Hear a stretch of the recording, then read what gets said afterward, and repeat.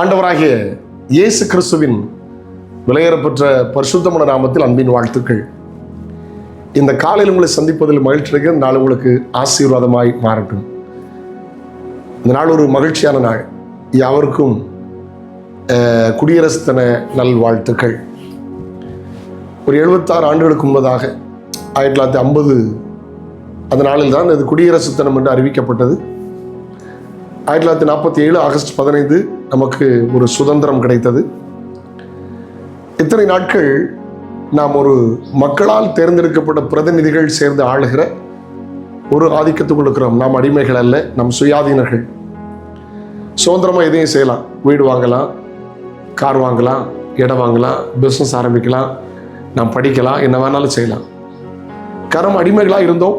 நாம் இந்திய மக்களாட்சிகளால் ஒரு குடியரசாய் மாற்றப்பட்டது. இந்த மக்களால் தேர்ந்தெடுக்கப்பட்ட பிரதமர், மினிஸ்டர்கள், முதலமைச்சர்கள் நம்மை ஆளுகை செய்கிறார்கள். கவனிக்க முடிய அன்போடு கேட்கிறேன். நான் இப்போ சொன்னவனால் இந்திய பிரதிநிதி, இந்தியாவினுடைய ஒரு சிட்டிசன் ஆனவர், நல்லவர். இப்பொழுது இந்த குடியரசுக்குள் இருக்கிறேங்கிற தைரியமாக இருக்கிறேன், பெருமைப்படுகிறேன். நான் ஒரு இந்தியன் என்று சொல்வதில் எனக்கு ஒரு பெருமை இருக்கிறது. இப்பொழுது ஆங்கிலர்களோ யாரோ நம்மை ஆளவில்லை, நம்ம அவர்களுக்கு அடிமைத்தனத்துக்குள்ள இல்லை. மக்களால் தேர்ந்தெடுக்கப்பட்ட நபரை நம்மை ஆட்சி செய்கிறார்கள். இத்தனை ஆண்டுகள், 76 ஆண்டுகள் அந்த குடியரசு அருமையாய் நடந்து வருகிறது. வளர்ச்சியின் பாதையில் போய் கொண்டிருக்கிறது. பல நல்ல திட்டங்கள் இந்தியாவுக்கு வந்திருக்கிறது. பின்னோக்கி பார்த்தால் நாம் நல்ல அசூர வளர்ச்சி அடைந்திருக்கிறோம். ஒன்றை மாத்திரம் புரிந்து கொள்ளுங்கள், இது தற்காலிகமானது. ஆனால் நிலையான, இங்கேயும் பரலோகத்திலும் போய் சேர்ந்து வாழ்வதற்கான ஒரு நல்ல அரசு, அது இயேசு கிறிஸ்துவின் அரசு, தேவனுடைய ராஜ்யம், த கிங்டம் ஆஃப் காட். ஹல்லேலூயா. அந்த அரசுக்குள் இருக்கிறோமா? அந்த ராஜ்யத்துக்குள் இருக்கிறோமா? இயேசு கிறிஸ்து ஜெபத்தை கற்றுக் கொடுக்கும் போதே உடைய ராஜ்யம் வருவதாக என்று சொன்னார். ஹல்லேலூயா. தேவனுடைய ராஜ்யத்துக்குள் இருக்கிறோமா? இன்னைக்கு நம்ம சொல்ல முடியும், ஒரு பிரதமர் கட்டுப்பாட்டுக்குள் இருக்கிறோம், ஒரு முதலமைச்சர் கட்டுப்பாட்டுக்குள் இருக்கிறோம். ஆமேன். ஒரு குடியரசு நாடு அப்படித்தான் பிரிக்கப்பட்டிருக்கிறது. ஆமேன். நம்ம அவங்கள்ட்ட டேக்ஸ் கட்டுறோம், எதை செய்தாலும் சில சட்டத்திட்டங்கள் வைத்திருக்கிறார், ஜிஎஸ்டி கட்டுறோம். நம்ம இந்த குடியரசுக்குள் வைத்திருக்கிற எல்லா காரியத்தையும் நம்ம கீழ்ப்படுகிறோம், செய்கிறோம். இயேசு கிறிஸ்துவின் ராஜ்யத்துக்குள் இருக்கிறீர்களா? ஆமேன். இயேசு கிறிஸ்துவின் ராஜ்யம் வருவதாக என்னோட சொல்ல முடியுமா? உடைய ஆளுகைக்குள் இருக்கிறீர்களா? ஆண்டவருக்கு ஸ்தோத்திரம். இயேசு சொல்லும் போது அதைத்தான் சொல்கிறார். முதலாவது தேவனுடைய ராஜ்யத்தையும் உடைய நீதியும் தேடுங்கள். ஒரு வாலிப பெண் மிகவும் பாவம் செய்தாள்.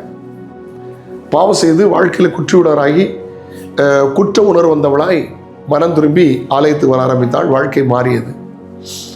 அவளை பார்த்து, ஒரு வாலிப பெண்ணை பார்த்து ஒரு வயதான தகப்பனார் கேட்டார், நீ இந்த திருச்சபைக்கு வரக்கும் முன்பது பாவி என்று ஒத்துக்கொண்டாயா? அவன், நான் ரொம்ப பயங்கரமான பாவியா இருந்தேன். இப்பொழுது உனக்கு என்ன நடந்தது? அவள் சொன்னாள், முன்னே நான் பாவத்துக்கு பின்னே ஓடிக்கொண்டிருந்தேன். இப்பொழுது தேவனுடைய ராஜ்யம் எனக்குள் வந்தபோது, தேவனுடைய ஆளுகை எனக்குள் வந்தபோது பாவத்தை விட்டு விலகி ஓடிக்கொண்டிருக்கிறேன். விளங்குகிறதா? இயேசுவை ஏற்றுக்கொள்வதற்கு முன்பதாக பிசாசின் ராஜ்யத்துக்குள் இருந்தபோது, பிசாசின் ஆட்சிக்குள் இருந்தபோது நான் பாவத்துக்கு பின்னால் ஓடிக்கொண்டிருந்தேன். ஆனால் இப்பொழுது தேவனுடைய ராஜ்யம் வந்தபோது நான் பாவத்தை விட்டு விலகி ஓடுகிறேன் என்று அவள் சொன்னாள். நல்ல சாட்சி அல்லவா? கர்த்தருக்கு ஸ்தோத்திரம். யோசேப்பின் வாழ்க்கை அப்படித்தான். அல்லேலூயா. நல்ல 17-18 இளம் வயது அசிங்கமான பாவத்தை திணிப்பதற்கு அந்த பெண் முயற்சிக்கிறாள். விலகி ஓடி போனான். காலங்கள் வந்த போது 13 ஆண்டுல அந்த நாட்டில் ஒரு ஜனாதிபதி லெவல்ல கர்த்தர் உயர்த்தினார். தேவனுடைய ராஜ்யத்துக்குள் இருங்கள், இயேசு கிறிஸ்துவின் ராஜ்யத்துக்குள் அடங்கிருங்கள், இயேசுவின் ஆளுகைக்குள் இருங்கள், இயேசுவின் அபிஷேகத்துக்குள் இருங்கள், அவருடைய பிரசன்னத்துக்குள் இருங்கள். காலங்கள் வரும், கர்த்தர்களை உயர்த்துவார். ஆமேன். ஒவ்வொரு நாளும் சொல்லுங்கள், ஆண்டவரே உடைய ராஜ்யம் வருவதாக. உங்கள் வாழ்வில் இயேசுவின் ராஜ்யம் வரட்டும். உங்கள் குடும்பத்தில் இயேசுவின் ராஜ்யம் வரட்டும். உங்கள் வியாபாரத்தில் இயேசுவின் ராஜ்யம் வரட்டும். உங்கள் வேலையில் இயேசுவின் ராஜ்யம் வரட்டும். அவருடைய கட்டுப்பாட்டுக்குள் இருங்கள். எப்படி நாம் இந்திய குடியரசுக்குள் இருக்கிறோமோ அதுபோல இயேசு கிறிஸ்துவின் ராஜ்யத்துக்குள் இருங்கள். அவர் உங்களை ஆசீர்வதிப்பார். ஆமென். ஆண்டவர் கிருபை கொண்டு இருப்பதாக. ஒரு வசனத்தை வாசிக்க கேட்கலாம். ரோமர் 6:2. ஆமென்.